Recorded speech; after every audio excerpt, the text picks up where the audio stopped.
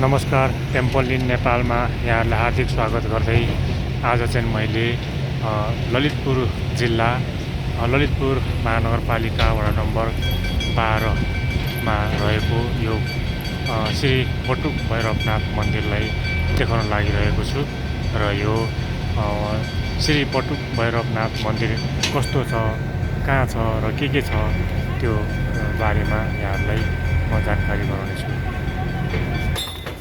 मैले यहाँहरूलाई बटुक भैरवनाथ मन्दिरलाई मैले देखाउन गइरहेको छु।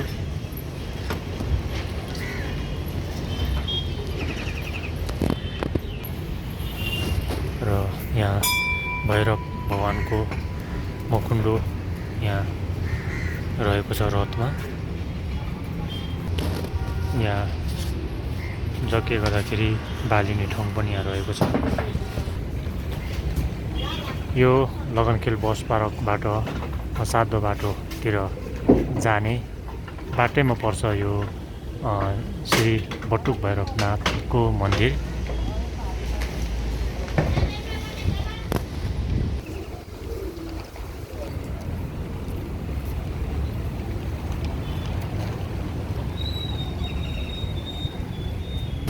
बटुक भैरवनाथ भगवानको दर्शन गरिसकेपछि हामीले जुन बालिने धूप, दियो, दर्पणहरू बाल्छौँ त्यसलाई यहाँ राख्ने ठाउँ पनि रहेको छ।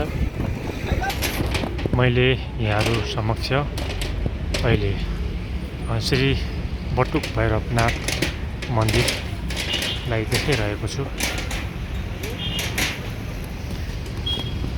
अत्यन्तै विशाल स्वामीको रुखको फेदमा अवस्थित हुनुहुन्छ श्री बटुक भैरवनाथ भगवान।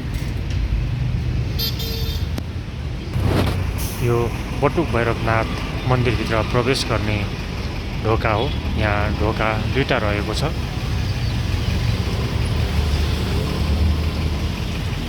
यो ढोकाको दायाँ बायाँ यसरी कलशको आकृतिमा रहेको यो सुन्दर कला।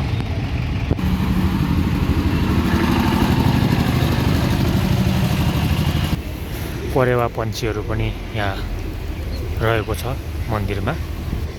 अनि यिनीहरू दर्शनार्थीहरू देख्ने बित्तिकै यिनीहरू छेउछेउमा आउने गर्छन्, किनकि यिनीहरूलाई दर्शनार्थीहरूले चारो दिने बानी गरेको छ।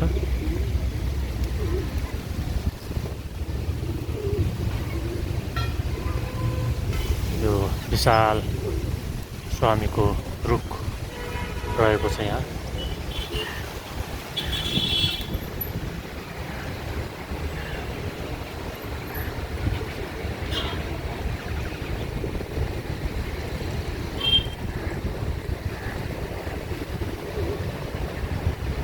अहिले दिनको करिब 1 बजेको छ।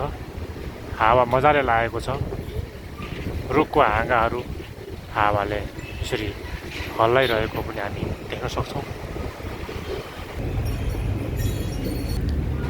बटुक भैरवनाथको मन्दिरलाई मैले यहाँहरू समक्ष आज यस temple in Nepal YouTube channel मार्फत देखाइरहेको छु। यहाँ सेतो परेवा पनि यहाँ बसिरहनु भएको छ।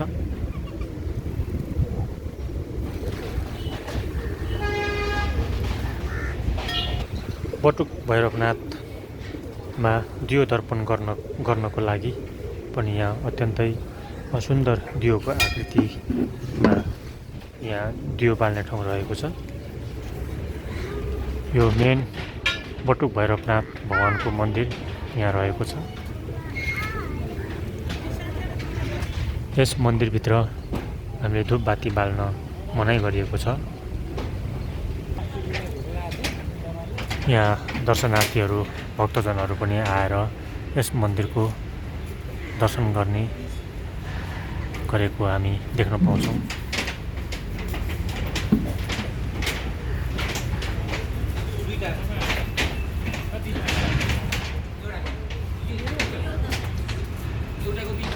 र मैले आज यहाँहरू समक्ष जिल्ला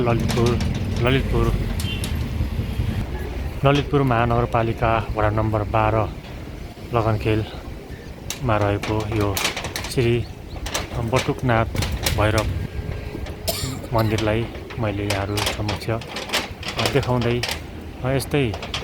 यस्तै शक्तिपीठहरू अनि विभिन्न स्थानमा रहेका मठ मन्दिरहरूलाई यहाँहरू समक्ष देखाउँदै म यहाँहरूबाट बिदा हुन चाहन्छु।